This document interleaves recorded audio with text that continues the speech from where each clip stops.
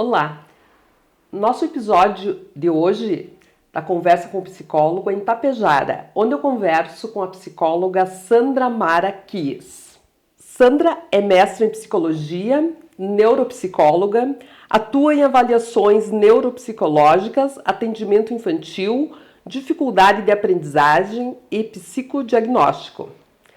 Ela é proprietária e responsável pelo Lab Neuro Psicodiagnóstico Escolar, que realiza diagnósticos nas seguintes áreas de avaliação: transtornos de aprendizagem, transtorno de conduta, transtorno de neurodesenvolvimento, autismo, deficiência intelectual, TDAH, transtornos motores, e ela atende em Passo Fundo e Tapejara. Nós vamos falar com a Sandra, então, sobre transtornos de neurodesenvolvimento. Sandra, para começar, qual é a atuação do neuropsicólogo infantil? Bom dia, primeiramente. Sejam bem-vindos e é um prazer para mim novamente estar participando de mais um evento da revista VIP. A questão que tu traz é o neuropsicólogo, a função dele é exatamente trabalhar a investigação entre a mente, né?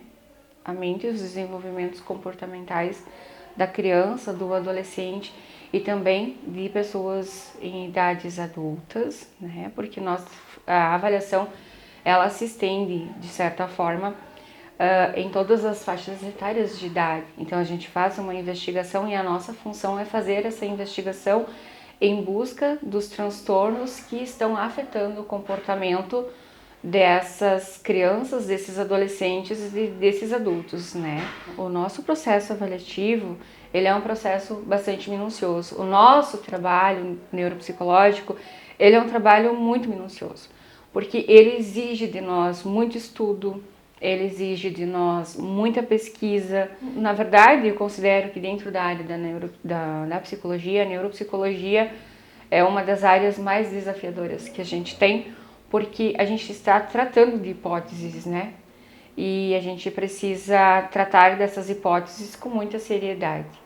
Então, nós neuropsicólogos, nós buscamos esse apoio, essa união de fatores entre outros profissionais que nos dão base para que essa segmentação aconteça, né? Então, eu, neuropsicóloga, trabalho em uma equipe que dá sustentabilidade para que os diagnósticos sejam mais precisos e mais fidedignos possíveis, né? Então, é um conjunto de ações, né? Quando a gente fala da neuropsicologia e da nossa função, do nosso trabalho quanto neuropsicólogos. Falando mais do processo de aprendizagem, quais são os transtornos que afetam o processo de aprendizagem? Quando a gente fala em transtornos do neurodesenvolvimento, os transtornos da aprendizagem é uma das partes, né? Então, existem vários pequenos pontos que afetam o desenvolvimento das aprendizagens. Existe uma pequena confusão quando a gente fala de transtorno de aprendizagem, porque o transtorno da aprendizagem, ele é um cunho mais de ordem neurobiológica. Existem sempre questões genéticas ou intercorrências que aconteceram ao longo do processo de gestação ou até mesmo de origem genética que vai influenciar para a criança desenvolver esse transtorno de aprendizagem. Que a gente vai estar falando do TDAH, né? A gente vai estar falando do autismo, a gente vai estar falando dos atrasos do desenvolvimento da linguagem em si.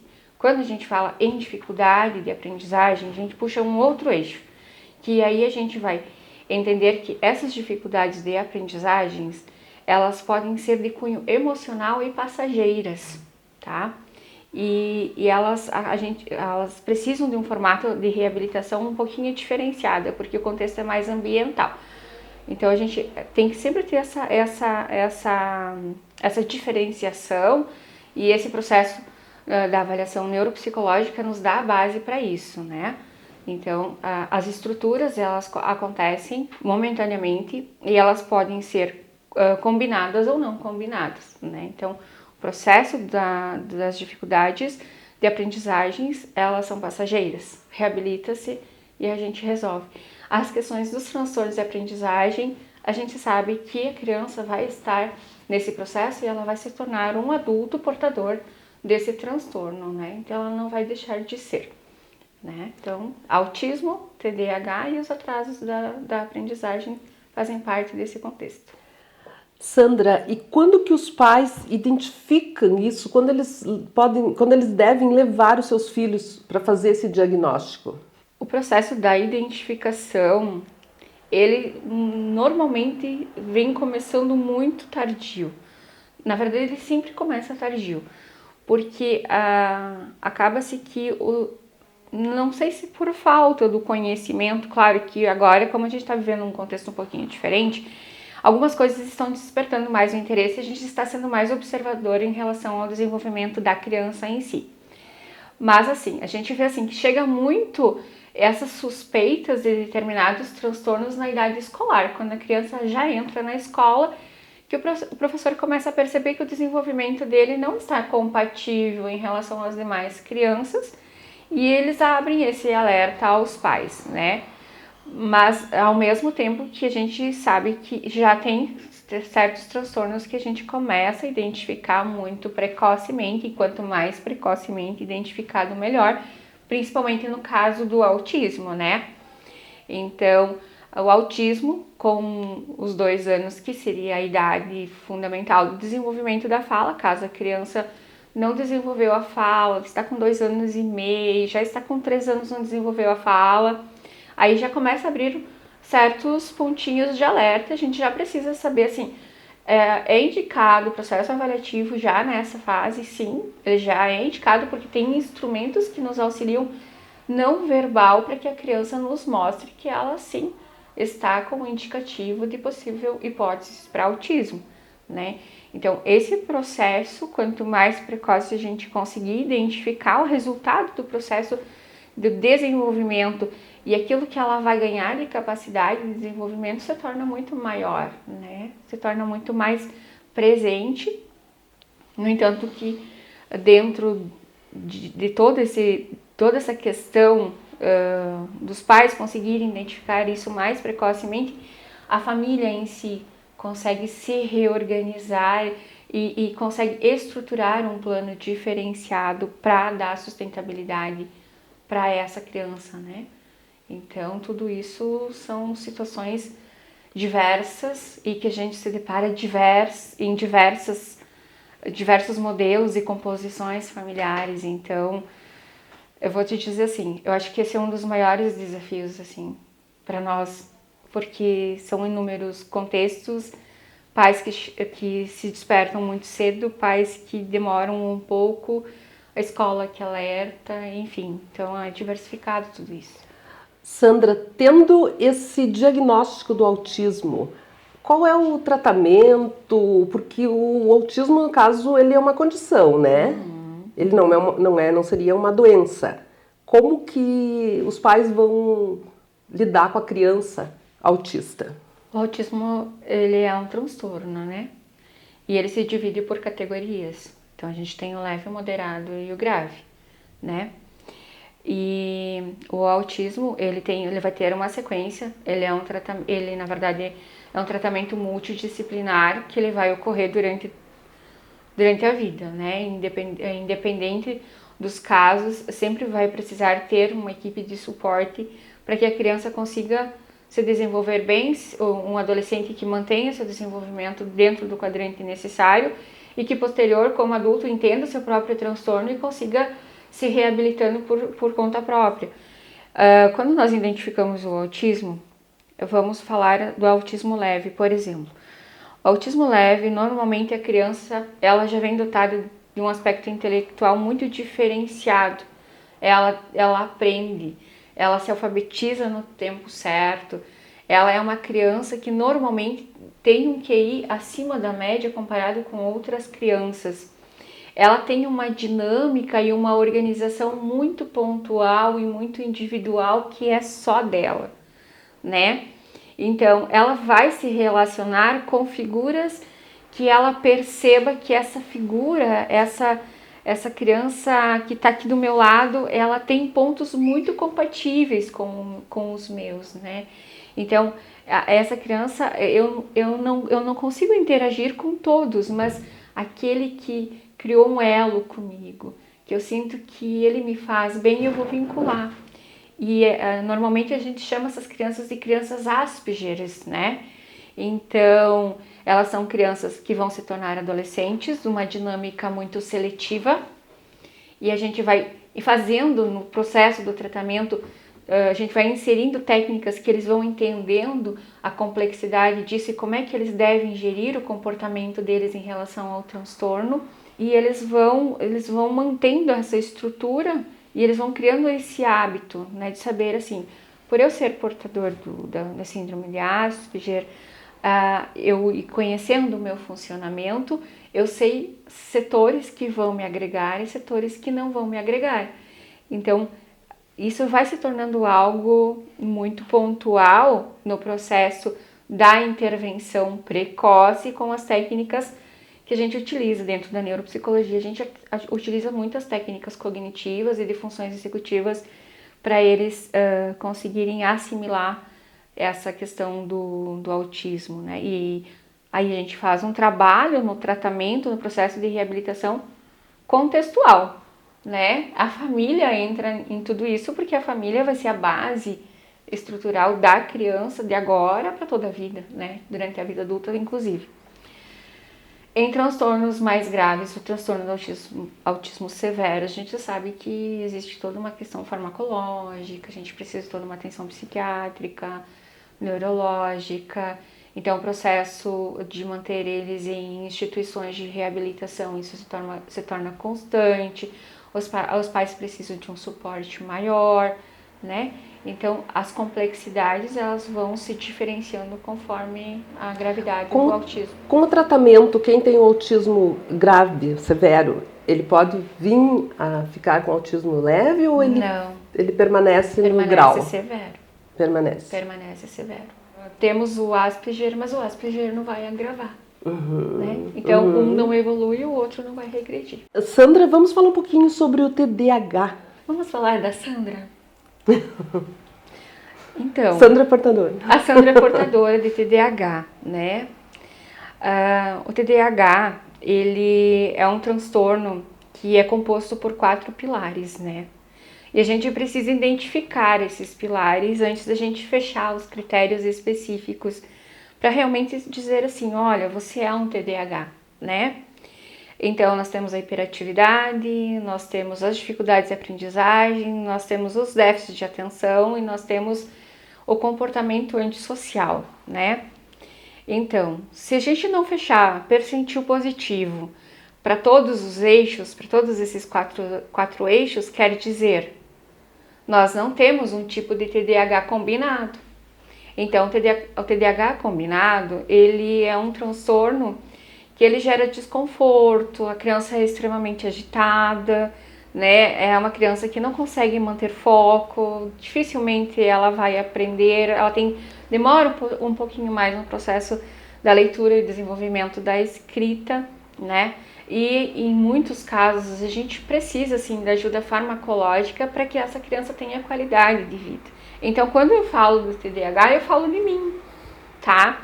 E eu fui descobrir o meu TDAH enquanto eu fazia especialização na área. Eu sabia muito o que eu tinha que fazer, eu sentia uma agitação cerebral, assim, fora do normal, muito intensa. Era tudo muito desorganizado para mim, porque eu tinha capacidade cognitiva, então eu não tinha dificuldade de aprendizagem em si, mas eu tinha uma desorganização por falta de atenção que me tirava o foco da aprendizagem e eu ia ter notas baixas, certamente, né? Porque eu procrastinava, mas eu não sabia por que eu procrastinava. Eu deixava tudo para ser estudado no último minuto, 1 hora antes da prova, coisas assim.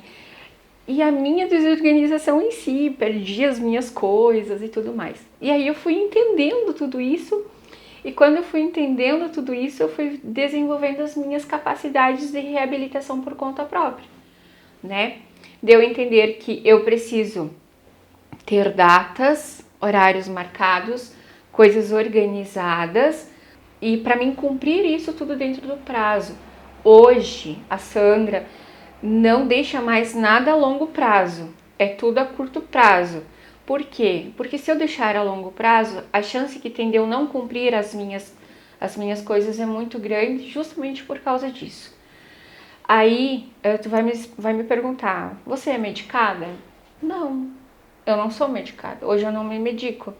Por quê? Porque hoje eu faço um processo de reabilitação por conta própria. Eu sei que eu preciso me organizar.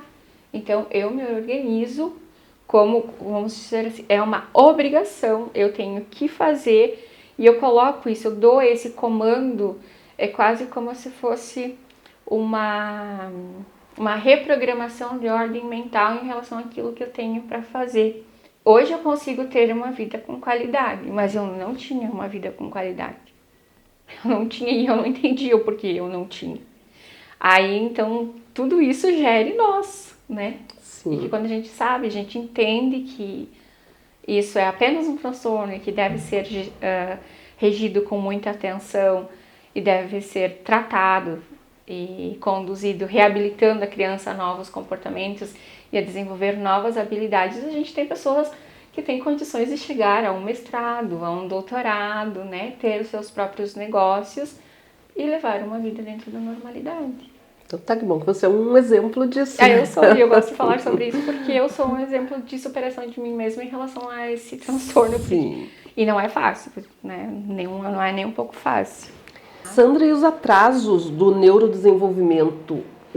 Por que acontece esse atraso? Muitos fatores, muitos fatores. Os atrasos do neurodesenvolvimento, quando a gente fala em atrasos, a gente fala assim de inúmeras situações, né? Porque normalmente eles vão acontecer a partir da onde? Eles vão acontecer a partir de uma situação genética, como eu te falei, a partir de uma mudança estrutural de um genes ou qualquer coisa semelhante. O autismo é um dos grandes enigmas que a gente se depara com muitas pesquisas que tentam explicar o motivo pelo qual a gente está tendo tantos casos. A gente relaciona os transtornos, esses atrasos do neurodesenvolvimento com alimentação, né? Com o uso de substâncias, com o uso excessivo de açúcares, né, durante a gestação. Então, existem várias coisas que podem estar vinculadas a esses atrasos, né? Então, quando a gente faz, inclusive, o processo da avaliação neuropsicológica, a gente faz toda essa investigação, medicamentos que foram utilizados, medicamentos antidepressivos, outros medicamentos para dor, né? Paracetamol, em caso do TDAH, o paracetamol tem uma comorbidade. Então, assim, a gente vai buscando indícios do que aconteceu durante a gestação dessa mãe que resultaram nesses atrasos.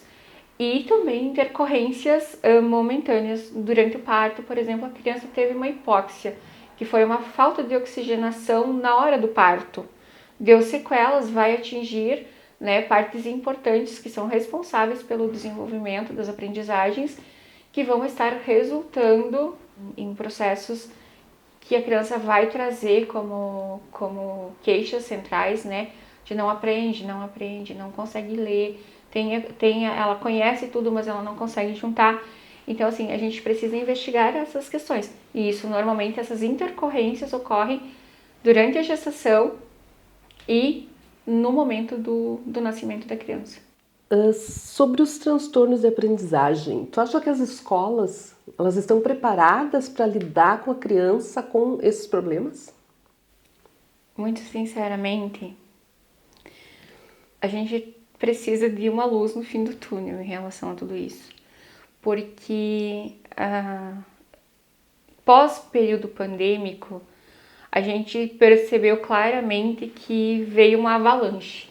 E junto com essa avalanche, a gente percebeu que não estamos com a formação a nível para conseguir dar esse suporte que se precisa. Nós não estamos preparados, as escolas não estão preparadas para receber essa nova demanda que está chegando. É uma demanda extremamente complexa, é uma demanda que exige um processo metodológico muito diferenciado, precisa de metodologias específicas. Então, a gente tem hoje um contexto educacional que ele está sendo conduzido de uma forma ainda muito engessada, né? Porque dentro de uma escola, o que é o normal é o padrão de crianças que leem, escrevem e calculam. E aí a gente hoje se depara com outras situações muito diferentes.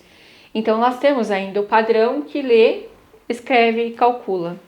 Mas nós temos as crianças com superdotação, que vêm com um conhecimento muito superior, né? Às vezes muito superior àquilo que está sendo fornecido quanto processo didático metodológico, e nós temos essas crianças que vêm com os atrasos do neurodesenvolvimento. Então, a gente tem 3 situações dentro de um contexto escolar. E aí eu vou te perguntar, por onde a gente começa? Eu vou te dizer assim, eu sinceramente me angustia porque eu não sei. É o processo da formação em si que vai precisar se reestruturar para dar conta dessa nova demanda. Para ter uma escola inclusiva, então, ou teria que ter atuação de um neuropsicólogo na escola, ou uma formação adequada para o professor?